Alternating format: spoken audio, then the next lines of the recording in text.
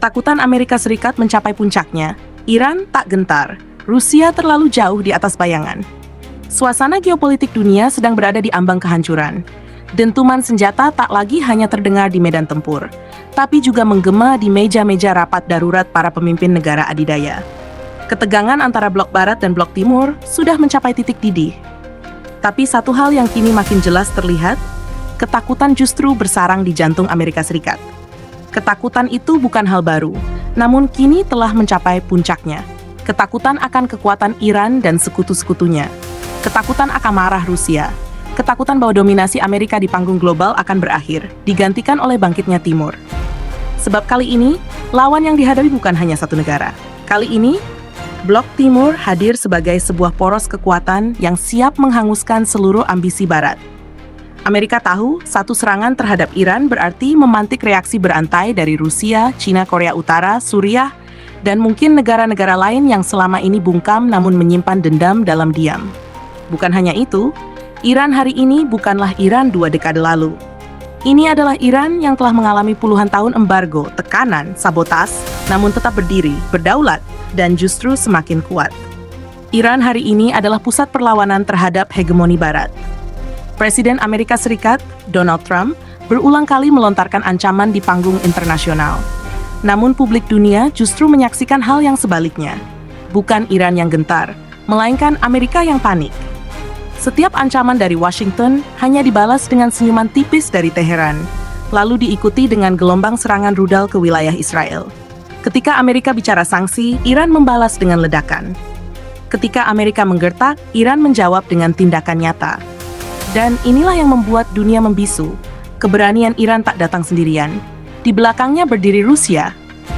Negeri yang dipimpin oleh Vladimir Putin, yang pernah mengucap kalimat legendaris, kiamat itu urusan Tuhan. Namun jika negara Barat ingin segera kiamat, maka itu urusan saya. Itu bukan pernyataan kosong. Rusia bukan hanya negara besar secara wilayah dan jumlah penduduk. Rusia adalah negara pemilik persenjataan nuklir terbanyak di muka bumi, dengan hulu ledak termutakhir dan daya ledak yang tak bisa dibayangkan oleh nalar manusia. Bahkan dalam eksperimen masa lalu, Rusia pernah menguji bom nuklir yang kekuatannya lebih dari 3.000 kali lipat dari bom yang dijatuhkan di Hiroshima dan Nagasaki. Dan itu baru teknologi masa lalu. Kini, dengan perkembangan senjata hipersonik, sistem peluncur antar benua, dan teknologi perang elektronik yang tak tertandingi, kekuatan militer Rusia berada jauh melampaui imajinasi kekuatan militer manapun, termasuk Amerika Serikat. Trump sendiri tahu bahwa ketika Rusia bergerak, semua hitungan di meja strategi NATO tidak lagi relevan.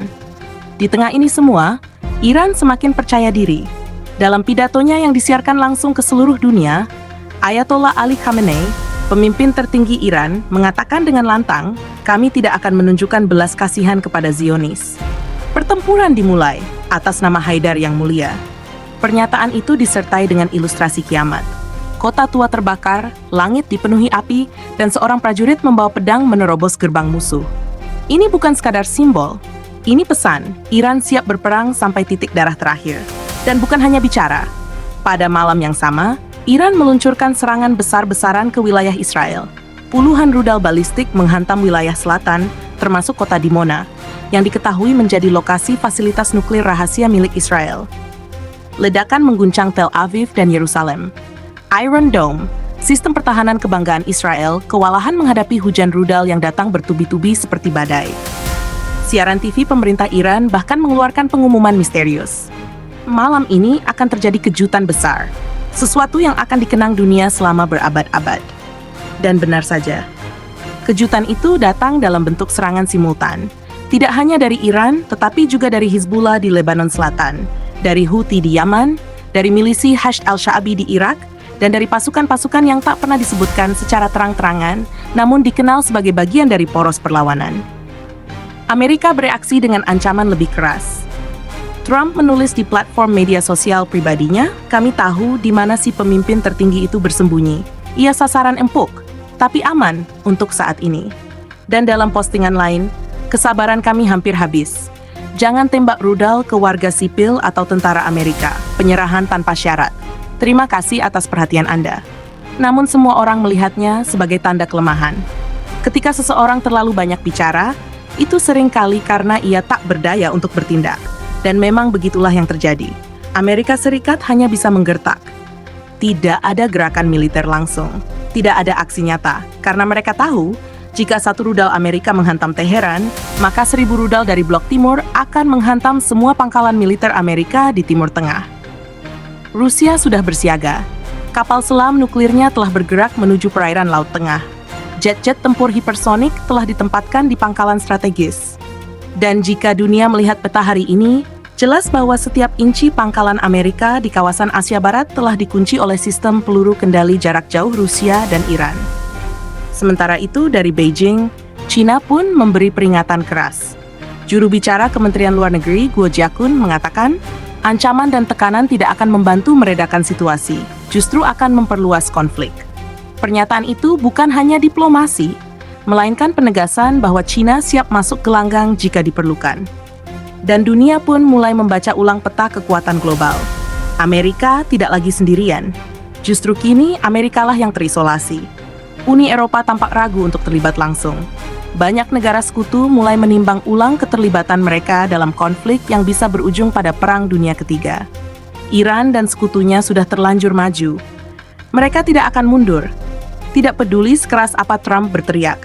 Tidak peduli seberapa banyak sanksi ekonomi yang dijatuhkan.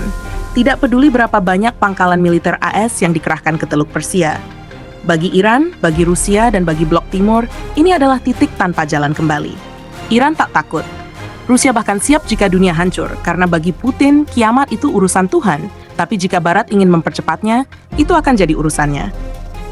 Ini bukan hiperbola, ini kenyataan yang kini tengah ditulis sejarah. Amerika sedang mengalami babak baru dalam sejarahnya. Babak ketakutan, babak keraguan, babak kehilangan taring.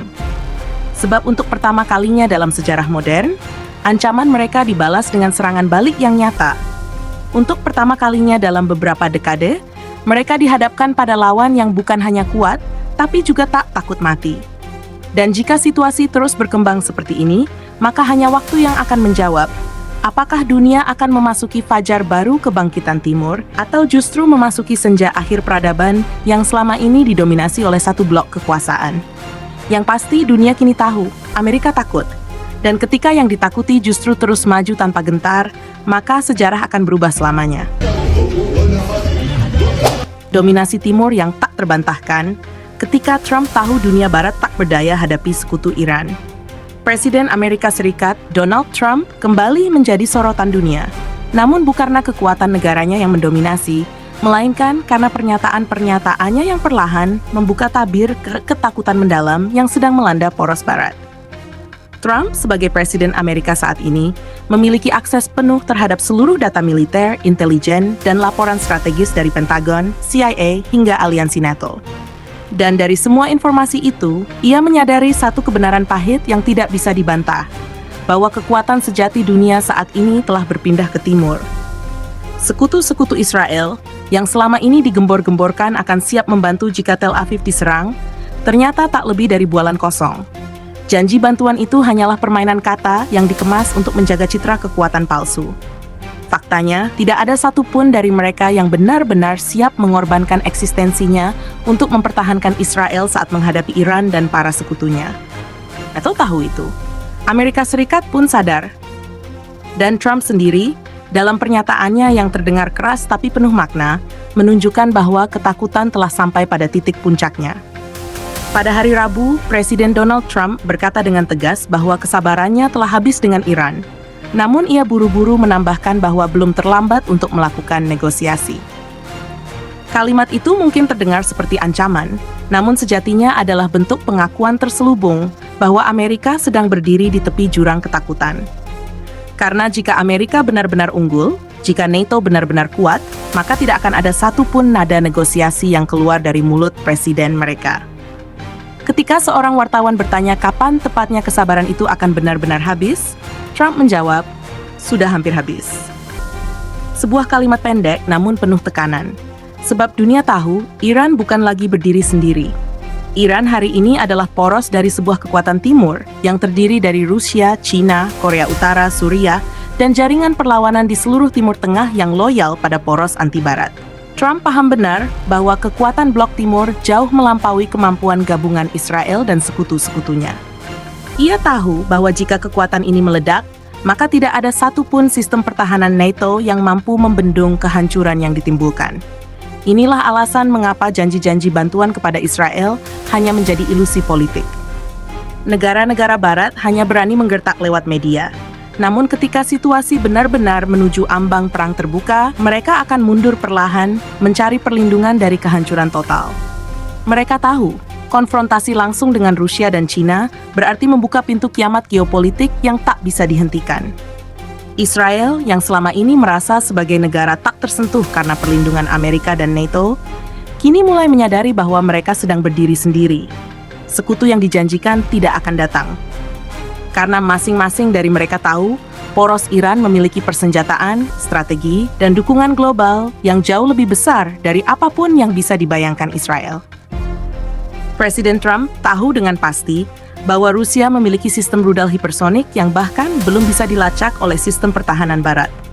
China memiliki kekuatan ekonomi dan militer yang bisa menghentikan tikan dominasi dolar dalam sekejap. Iran memiliki jaringan militer lintas negara yang mampu mengguncang Israel dari dalam maupun luar. Dan semua kekuatan itu berdiri dalam satu barisan menghadap langsung ke jantung dominasi Barat. Namun Amerika tak mungkin mengakui kelemahan ini secara terbuka. Mengakuinya berarti menggugurkan seluruh narasi keunggulan yang telah mereka bangun selama puluhan tahun. Maka mereka terus bicara soal dukungan kepada Israel, terus menampilkan pernyataan siap berperang. Namun sejatinya mereka tahu, satu langkah salah, dan semua akan berakhir dalam kobaran api perang besar yang tidak bisa mereka menangkan. Kini, dunia tahu, kekuatan besar bukan lagi berada di Washington atau London. Ia telah bergeser ke timur, dan poros itu dipimpin oleh Rusia, ditopang oleh China, dan dikobarkan oleh Iran. Blok yang tidak bisa dihancurkan dengan sanksi, tidak bisa dihentikan dengan ancaman, dan tidak bisa dibendung dengan sekadar gertakan media. Trump tahu itu. NATO tahu itu, tapi mereka tidak berani mengakuinya di hadapan dunia. Sebab jika mereka jujur pada publik, maka hancurlah reputasi mereka sebagai kekuatan dominan. Hari ini, satu hal menjadi terang, sekutu Israel hanya omong kosong belaka, dan kekuatan Timur telah siap, kapanpun jika diperlukan, untuk menutup sejarah dominasi Barat selamanya. Sebelum meninggalkan tayangan ini, silahkan Anda subscribe channel Yetariel ini agar Anda tetap mendapatkan update berita dalam negeri hingga berita dunia lainnya. By Yetariel.